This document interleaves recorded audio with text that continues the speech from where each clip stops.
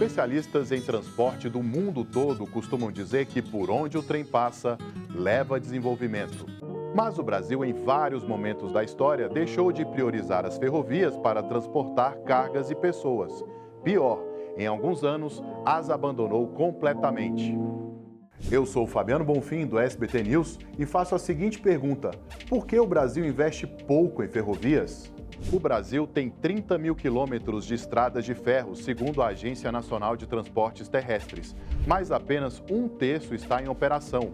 A maior parte quase não é usada. Uma extensão bem baixa se comparada a países de território continental como o nosso. A China, por exemplo, tem 124 mil quilômetros de ferrovias, quase o triplo que a malha brasileira. A dos Estados Unidos tem 300 mil, ou seja, é 10 vezes maior do que a nossa. Nesses dois países, quase toda a malha está em operação e é usada para levar cargas e pessoas.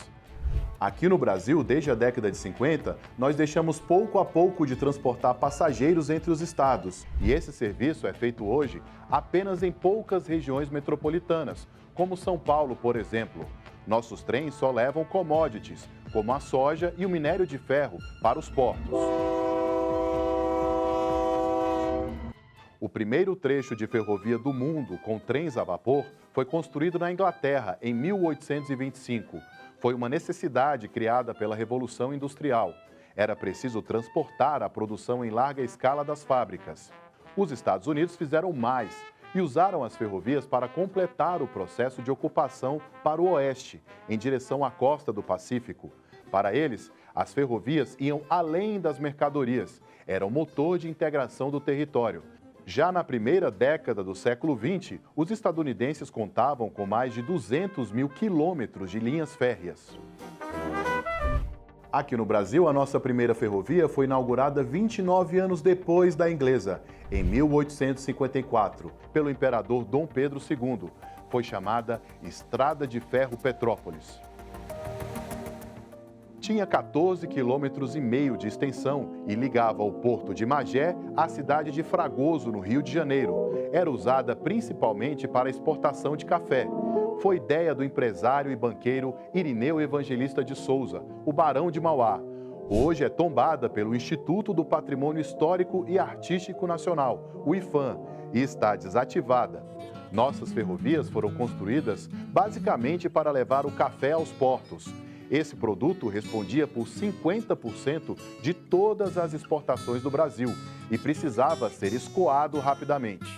Dá para perceber que o Brasil começou a construir ferrovias na mesma época que a Europa e os Estados Unidos. Mas por que não continuou? A resposta também está no café. A quebra da Bolsa de Valores de Nova York em 1929 fez o Brasil perder os compradores do produto e durante longos anos as ferrovias ficaram inutilizadas e perderam o investimento que tiveram no início. Não foi só o café que ajudou a cortar o nosso território com trilhos. No início do século XX, o ciclo da borracha também permitiu investimento em ferrovias. Foi aí que o estadunidense Percival Farquhar fundou a Madeira Marmoré Railway, que construiu 366 quilômetros de linhas férreas e desbravou a floresta amazônica. A obra fez parte do acordo para a compra do Acre. A ferrovia servia para escoar a produção do látex, uma borracha natural usada na fabricação de pneus de automóveis. Boa parte do que era produzido na Bolívia e no Brasil passava por essa ferrovia e chegava em Porto Velho. De lá, seguia de barco para os Estados Unidos. Com o fim do ciclo da borracha, a ferrovia deixou de ser utilizada até ser completamente desativada. O tempo passou e, na década de 40, o presidente Getúlio Vargas criou o Departamento para o Transporte Ferroviário.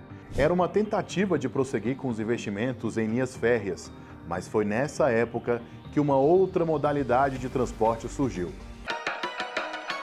O rodoviarismo veio com tudo, principalmente com o fim da Segunda Guerra Mundial. Fábricas americanas que antes construíam tanques de guerra se especializaram em vender carros para a população. E em todos os países, a cadeia de produção da indústria automobilística era altamente atrativa no fim dos anos 40. E foi por isso que, na década seguinte, o então presidente Juscelino Kubitschek incluiu a indústria rodoviária no plano de metas do governo dele. O lema era 50 anos de progresso em 5 anos de governo. JK reduziu os recursos públicos para ferrovias e aumentou o incentivo para a construção das vias para os carros. O Brasil agora se apresenta numa fase extraordinária de desenvolvimento. A sua dimensão imensa continental está sendo rasgada por estradas que ligam em todas as direções o solo brasileiro. As indústrias desenvolvem-se com uma rapidez extraordinária. A indústria siderúrgica, a indústria de automóveis. É que na época as ferrovias brasileiras estavam em crise. Não havia produtos regionais para transportes. E também, aproveitando a oportunidade que novas indústrias automobilísticas chegaram ao Brasil, aproveitaram para fazer as rodovias. No fim do governo JK, a malha rodoviária triplicou. Fábricas americanas e alemãs passaram a produzir automóveis aqui no Brasil. Rodovias é uma obra menor, custa menos, é mais rápido para ser feito, o que foi aproveitado na época pelo Juscelino Kubitschek. E ao contrário do que se pensa, JK não queria acabar com as ferrovias, e sim integrá-las ao modal rodoviário. Mas o especialista Carlos Pena Brescianini diz que desde essa época, os empresários da indústria automobilística pressionam o governo para que ele deixe de investir em ferrovias. Assim, as pessoas ficariam mais dependentes dos carros e as empresas, na teoria, lucrariam mais. Uma das condições que as empresas automobilísticas exigiram para vir para o Brasil é que fossem cortados os investimentos em ferrovia. A indústria automobilística passou a receber todos os incentivos para poder se instalar no Brasil. Os investimentos em ferrovia praticamente pararam, ou seja, de lá para cá, a indústria ferroviária brasileira tem sempre decaído. A última empresa pública ferroviária foi a Mafersa, foi privatizada, praticamente faliu. E nós hoje temos praticamente o domínio da indústria automobilística sobre todo o universo brasileiro. A ditadura militar jogou a última pá de areia no desenvolvimento do transporte ferroviário. Durante o governo Ernesto Geisel, o Departamento de Ferrovias, criado por Getúlio, lembra? Que já não servia para mais nada mesmo, foi fechado. Ou seja, o Brasil abandonou completamente a expansão de ferrovias ao longo de 3 décadas. Só na redemocratização percebeu que o modelo rodoviário limitava o desenvolvimento. E foi aí que José Sarney iniciou a construção da Ferrovia Norte-Sul, obra que só foi inaugurada 36 anos depois, em 2023. E mesmo assim, voltada apenas para o transporte de cargas. O Brasil está gastando em ferrovias apenas para produzir um transporte para cargas enormes. Carvão, soja, milho, produtos que na prática fazem o país apenas ser um produtor de matérias-primas. As ferrovias têm de transportar também pessoas, os passageiros. Os passageiros é que são cidadãos e os cidadãos é que vão fazer esses produtos, essas cargas, girarem a economia e fazerem o país crescer. Sem transportar passageiros, continuaremos mergulhados no ciclo de subdesenvolvimento. A onda liberal da década de 90 também transformou o setor ferroviário. O ex-presidente Fernando Collor iniciou a privatização das ferrovias e vendeu estatais. Alguns anos depois, o então presidente Fernando Henrique Cardoso aprovou um novo marco legal, privatizou a rede ferroviária federal e permitiu às concessionárias investirem apenas no transporte de cargas e abandonarem completamente o transporte de pessoas. O Brasil, que na década de 60 chegou a transportar mais de 1 milhão de passageiros por ano entre os estados, praticamente não oferece esse serviço hoje. Quem quiser sair do Maranhão para o Distrito Federal, por exemplo, só de carro, ônibus ou avião. Não existe a opção de viajar de trem. Só se anda de trens por aqui em regiões metropolitanas. Só a partir do segundo mandato do presidente Luiz Inácio Lula da Silva, a construção de ferrovias teve um tímido avanço. Ele incluiu o setor no primeiro Programa de Aceleração do Crescimento, o PAC. O auge foi alcançado no governo seguinte de Dilma Rousseff. O país investiu cerca de 11 bilhões e meio de reais em ferrovias. A maior parte, 8 bilhões e meio, foi bancado pelas empresas que operam as linhas. Mas a totalidade desses recursos foi apenas para o transporte de cargas, sem investimento no transporte interestadual de passageiros. Aí veio a crise econômica em 2014, o governo ficou sem dinheiro para investir. Isso provocou uma crise política. Dilma Rousseff sofreu impeachment e a mudança de governo fez esse investimento cair de novo.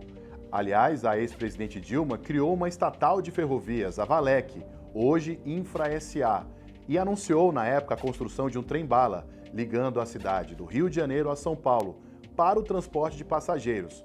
Mas a ideia não prosperou. Especialistas dizem que o Brasil não investe em transporte de passageiros em ferrovias porque ele não dá lucro. Mas isso não acontece em nenhum lugar do mundo. Em todos os países, todas as empresas são estatais. É assim com a Amtrak nos Estados Unidos, com a espanhola Red Nacional de los Ferrocarriles Espanhóles, além da maior de todas, a China Railway, da China. O que muitos governos estão fazendo é que o governo constrói a ferrovia e a iniciativa, ou mesmo as empresas do governo operam a ferrovia. Ou seja, entre o lucro e a integração nacional, esses países preferiram dar qualidade de vida às suas populações, com um transporte nacional sobre trilhos. E o Brasil? Bem, como vocês viram, o Brasil vendeu todas as estatais de ferrovias. No governo de Jair Bolsonaro, a crise econômica da pandemia fez o investimento em ferrovias despencar, quase a metade, para 6,5 bilhões de reais. A terceira eleição de Lula trouxe uma nova perspectiva para o setor. O novo Programa de Aceleração do Crescimento, anunciado no início de 2023, prevê o maior investimento em décadas, 94 bilhões de reais. A maior parte, 88 bilhões de reais, será investimento da iniciativa privada. As principais obras são a Malha Oeste, a Transnordestina, a Ferrovia Integração Oeste-Leste e a Ferrovia de Integração Centro-Oeste.